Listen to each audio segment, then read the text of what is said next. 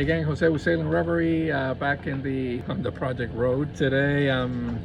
Finally weather get nice and it's warm enough, so I'm gonna do some work on our windows, but we have some challenges that we have to tackle first, so let me show you. I'm going to show you this from the inside of Reverie because it's too bright outside today. So here's the challenge. So in the old design boats, you would have your cabin liner or deck liner, you know, depending on what you want to call it, and you would have the deck on the outside, so you can see it right here. So this is your deck, okay? You have basically going all the way around, and then you have your cabin liner. Now this gap on the modern boats, they're actually filling up. So pretty much every boat that you look at has a nice clean edge that's sealed around the windows. And I'm going to use windows so it's a little simpler term. So they either can attach the window from the outside, you know, basically a glue in, or they have a consistent width on this space here, the top and the sides. So when they mount their deadlight or port light, it's going to have a consistent seal all the way around. Now what happened with this type of boat is people would basically over tighten the screws, didn't put enough seal in, and then they over tighten the screws, and there's movement between the outer and the inner layer. So that shifting around between the two would wear out to where your holes would get really big. Actually, here's a good example. You see how the hole is not round anymore, it's kind of wedged, and that's from the action of the two sides kind of moving back and forth and kind of working its way around it. So what I'm going to do is I'm going to create a seal. I'm going to put in core material in between these two spaces, glass it in, and then seal the edge, and that's going to give me a consistent width all the way around. So when I install the deadlight, it's going to have consistent pressure throughout, and it'll create a very nice seal, and it will keep the two pieces from moving and causing leaks. So what I'm going to use for that, this honeycomb material. This is a 1/4 inch thick. So what I'm going to do is cut 2-inch strips that I'm going to feed on the inside in between those two layers that I just showed you, and glass it in.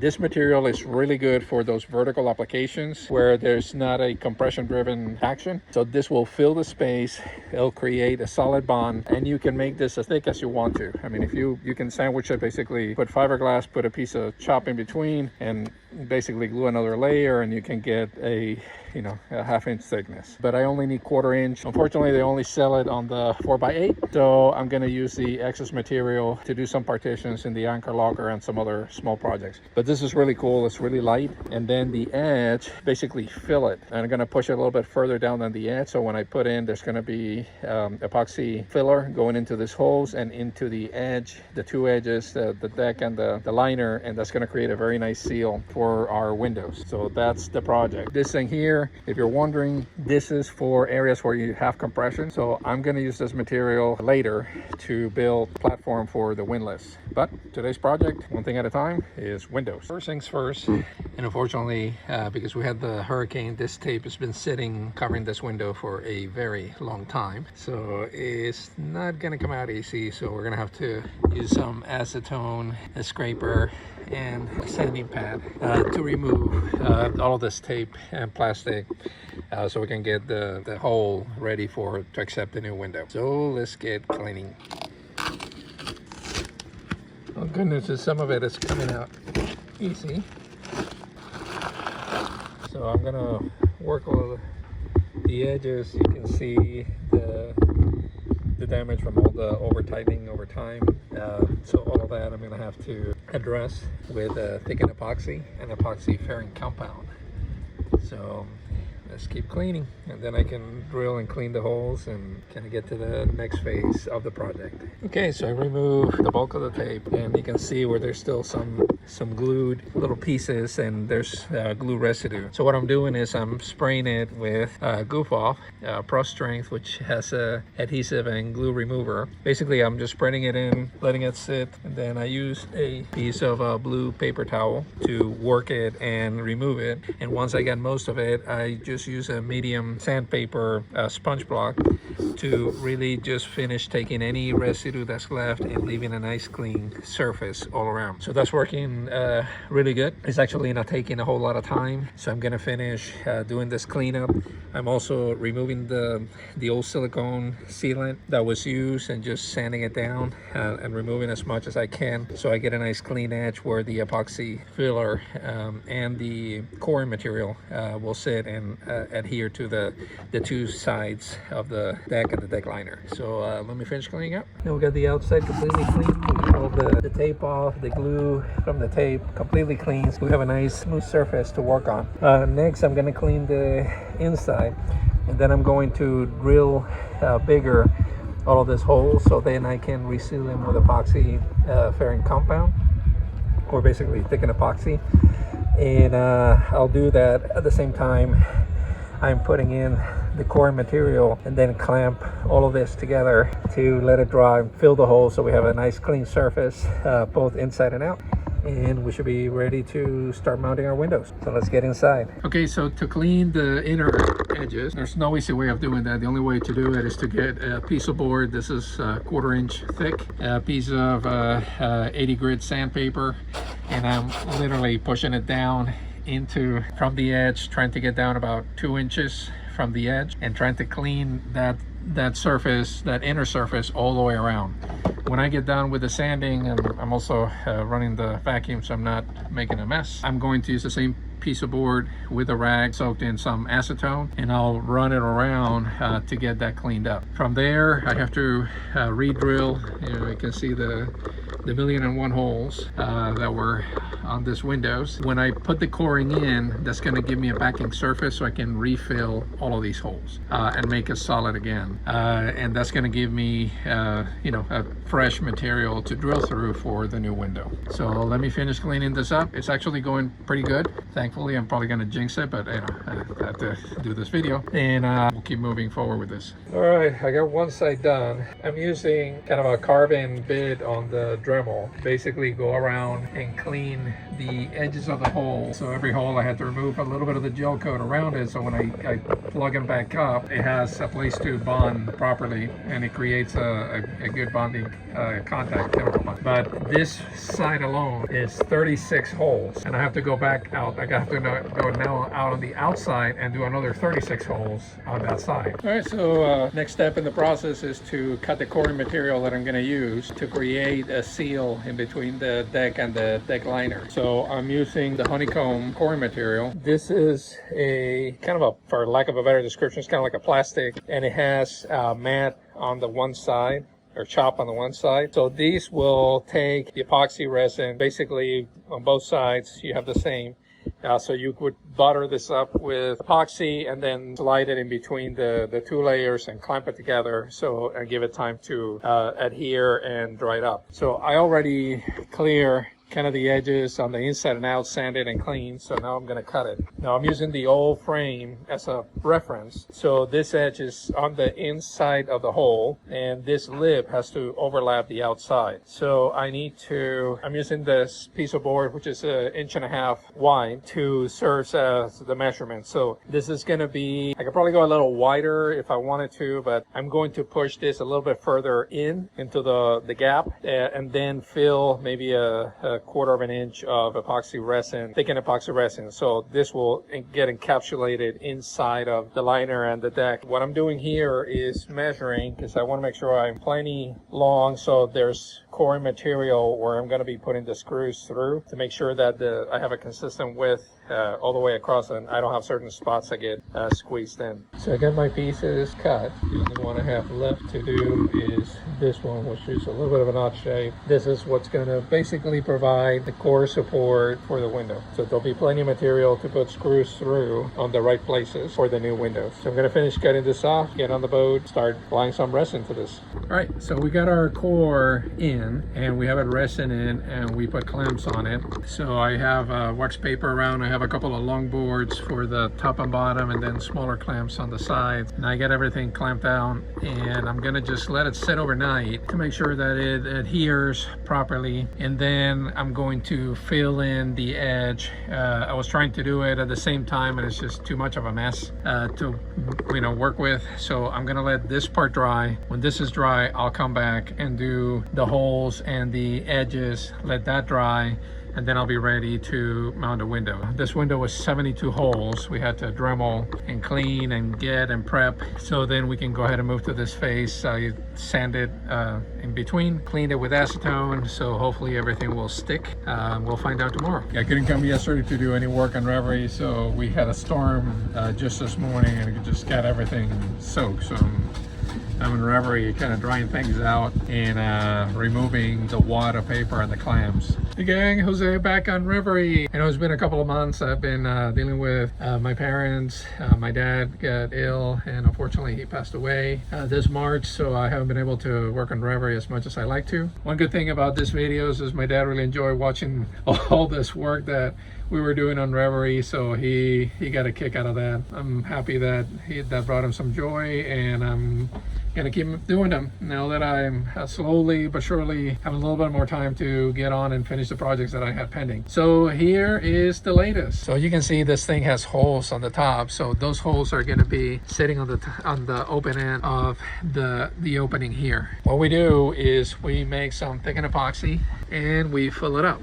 Now for the windows I'm using a second, I'm using deadlights, they don't open. In here I'm using a combo deadlight with a portlight integrated, and these are the drains. These notches are to basically the drains on the window to come out and drop the water out. So this is still drying. We just basically fill up a whole gap with epoxy all the way around, and then once it's dry, tomorrow we'll sand it and prep it, basically sand the whole surface inside and out to then put our window. So this is what the next step in the process looks like, which is we basically presented the window and we drill the holes. So we're using barrel nuts, which look like this. So that barrel nut goes on the outside, and then you have a regular screw that comes from the inside, and they both meet, and basically it squeezes the window together.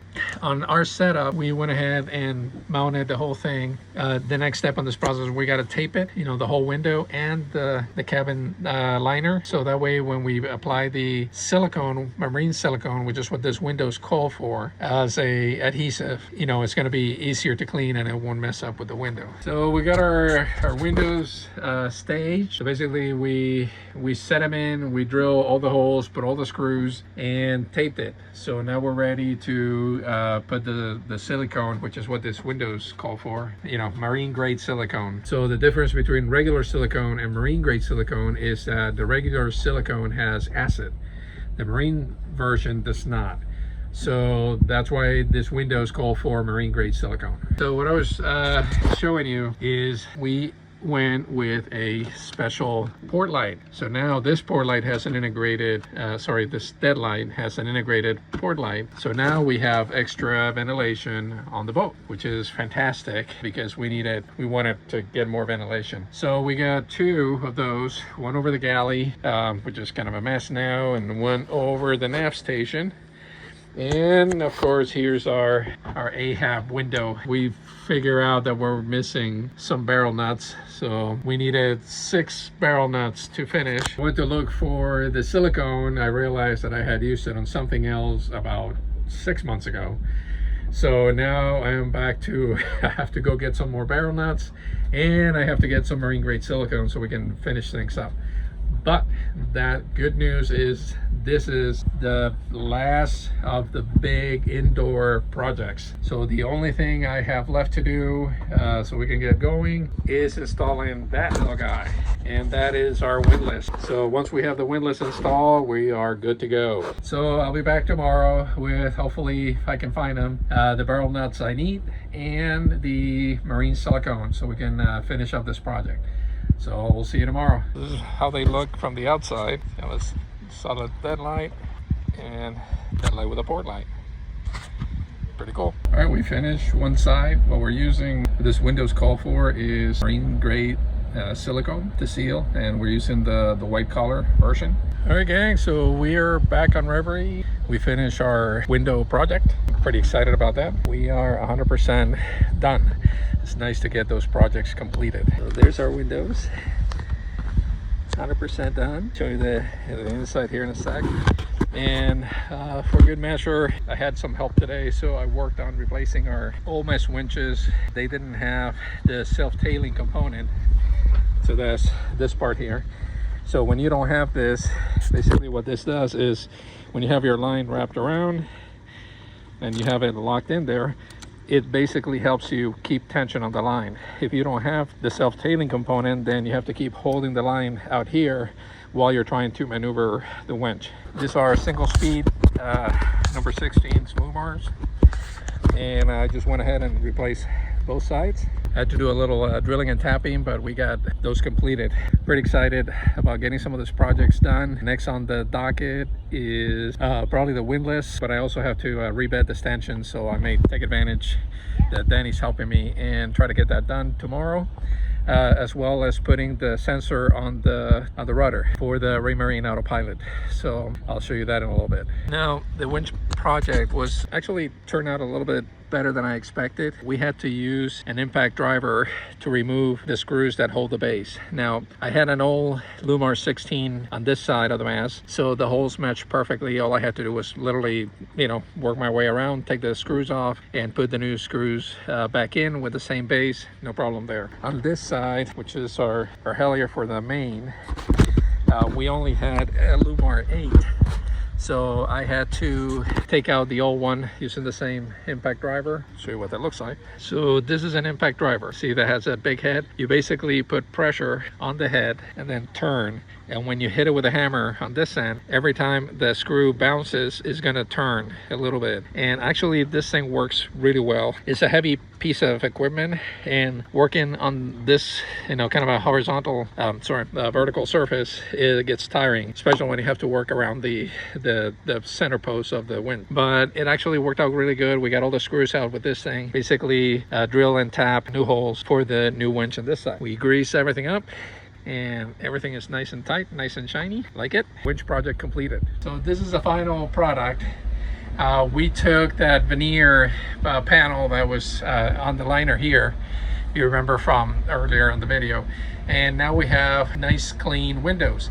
Now these are Beckson, so we were able to find the exact same size, and I was able to find a combo deadlight portlight. So I was able to add 2 additional windows, one on the starboard side by the messy nav station, and one on the port side by our beautiful galley. So the only thing we got left, which I'm going to do later, is finish removing this veneer panel, and I'm going to paint the liner on the hull. So that concludes our window project. I'm pretty excited that we finally got it done. It took some time to get it all wrapped up, but it's over. It's done. We have windows, and you can actually see through them, which is a very nice thing. So we hope you enjoyed this video. If you have any questions, feel free to post them on the link below, sharing all the information and the products that I use to get this project done. If you enjoy our channel, please subscribe. Click on the link below and subscribe to our channel, and we hope to see you on the next episode. Thank you for watching. See you soon.